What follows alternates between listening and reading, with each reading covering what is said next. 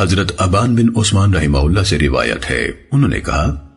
حضرت زید بن ثابت رضی اللہ تعالیٰ عنہ دوپہر کے وقت مروان کے پاس سے باہر نکلے۔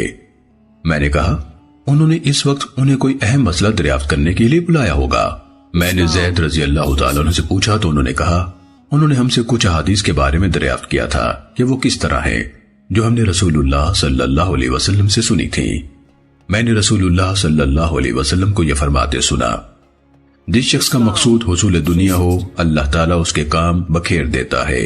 اور اس کا فقر اس کی آنکھوں کے سامنے کر دیتا ہے، اور اسے دنیا اتنی ہی ملتی ہے جتنی اس کے لیے مقدر ہے،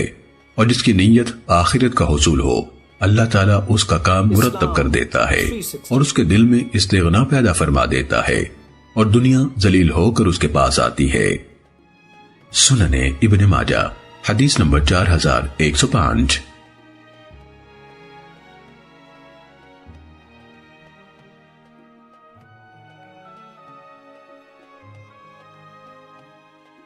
حضرت عبداللہ بن مسعود رضی اللہ تعالیٰ عنہ سے روایت ہے، انہوں نے فرمایا میں نے تمہارے نبی صلی اللہ علیہ وسلم سے سنا، آپ فرما رہے تھے جو شخص سارے تفکرات کو جمع کر کے ایک ہی فکر یعنی آخرت کی فکر میں ڈھال لے اللہ اس کو دنیاوی تفکرات سے بے نیاز کر دیتا ہے، اور جسے دنیا کے معاملات کے تفکرات مختلف گھاٹیوں میں لیے پھرے اللہ کو اس کی پرواہ نہیں ہوتی کہ وہ ان تفکرات کی کون سی وادی میں ہلاک ہوتا ہے۔ سنن ابن ماجہ حدیث نمبر 4106۔